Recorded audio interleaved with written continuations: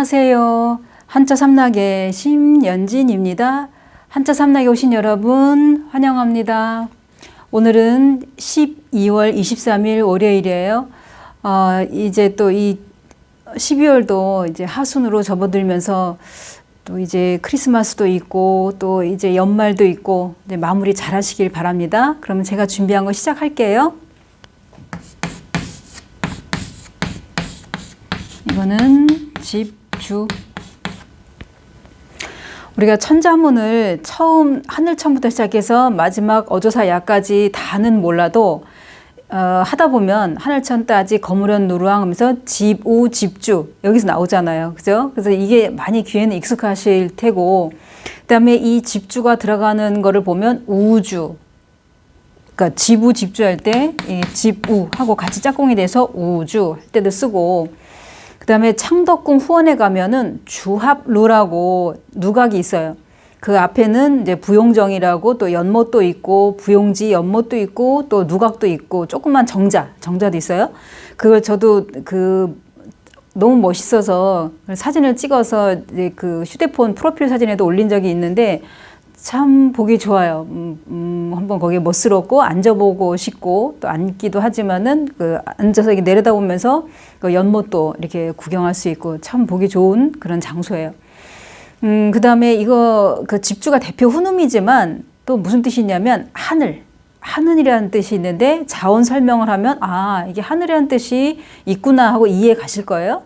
또 아니면 때, 시간적인 의미, 그 때를 나타내는데 자원 설명에서 뭐라고 설명이 되어 있냐면 천체가 매달렸다 이렇게 생긴 거 말미암을 유는 제가 전에 설명드릴 때 과일이 이렇게 나무에 달려있는 모습인데 말미암다라는 게 까닭 이유라고 그랬어요. 그러니까 달려있는 그 열매도 한 나무에 열려 있어도 맛이 각각 제각기 다르다.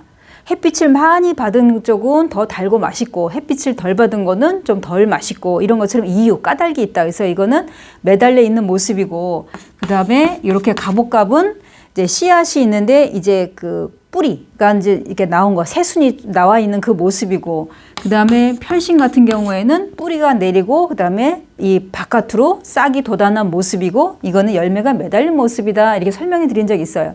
그런 것처럼 이것도 좀 전에 말씀드린 것처럼 천체가 매달린 듯한 그 공간에 위에 이게 집면이잖아요. 집. 그러니까 이거 어떤 지붕을 어떤 비유적으로 설명해서 하늘을 뜻한다. 자원 설명이 그래요.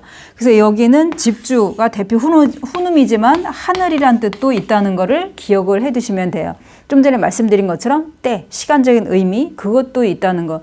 하나만 대표 훈음만 기억하신다면 그러면은 이거 집주를 어떻게 의미를 가질까 이렇게 생각하실 수도 있는데, 그냥 단순히 그렇게만 놓고 본다면 하늘이란 뜻 말고 생각을 해본다면 이게 말미암을 까닭 이유라고 했어요. 그러면 집도 보면은 아주 그 건축 자재가 좋은 거가 들어가면 값도 비쌀 테고, 그다음에 대충 얼키설키 그냥 비만 피할 정도로 지었다. 그러면은 이게 값으로 따지면 천지 차이가 날 거 아니에요. 그러면 집주할 때도 어떤 하늘이란 그런 뜻을 빼놓고 그냥 단순히 집만 나타냈을 때, 그러면 말미암을 유가 나왔으니까 그래. 그러니까 이렇게 비쌀 수밖에 없지.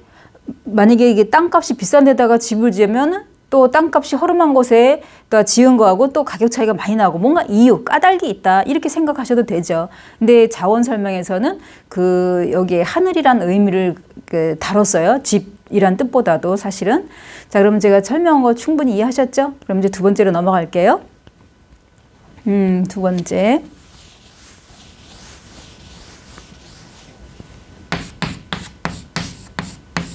이거는 화할충.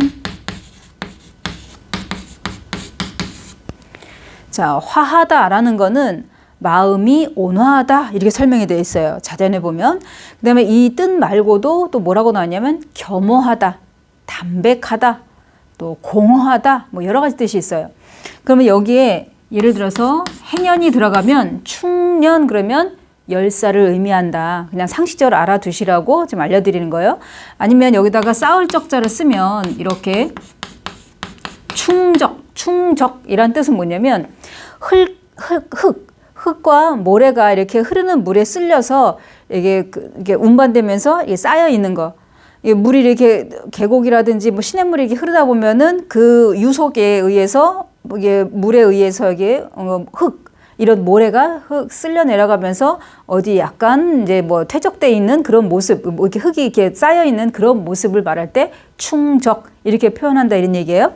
그러면 여기서 중이라는 거는 음을 빌려준 역할을 한 거고 물이라는 거는 어떤 그냥 단순히 물만 보면은 순수하고 깨끗하고 좀 전에 담백하다 이런 얘기 했죠. 그 다음에 또 이게 호수에는 그냥 물이 고여 있는 것도 있지만 흐르는 물. 좀 전에 충적에서 나온 것처럼 흐르는 물에 의해서 이게 흙이라든지 모래가 퇴적된다 그랬어요. 흐르는 물이라든지 이런 것처럼 물 그러면 맑고 깨끗하고 순수하고 그러다 보니 아까 화할충에서 화하다는 거는 마음이 온화하다. 마음이 따뜻하고 깨끗하고 이러면은 그 사람 주변에는 사람이 많이 모일 수밖에 없어요. 마음이 아주 성질이 괴팍하거나 이기적이거나 자기 어떤 남한테 배려할 줄 모르고 자기 자신만 알고 그러면 그 사람 주변에 사람이 없어요.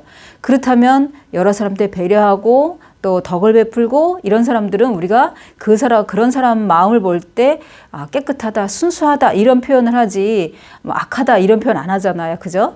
그런 것처럼 여기에서도 활충 할 때 깨끗하다라는 거는 물이 있기 때문에 이제 그렇게 생각하시면 되죠. 자, 그 다음에 세 번째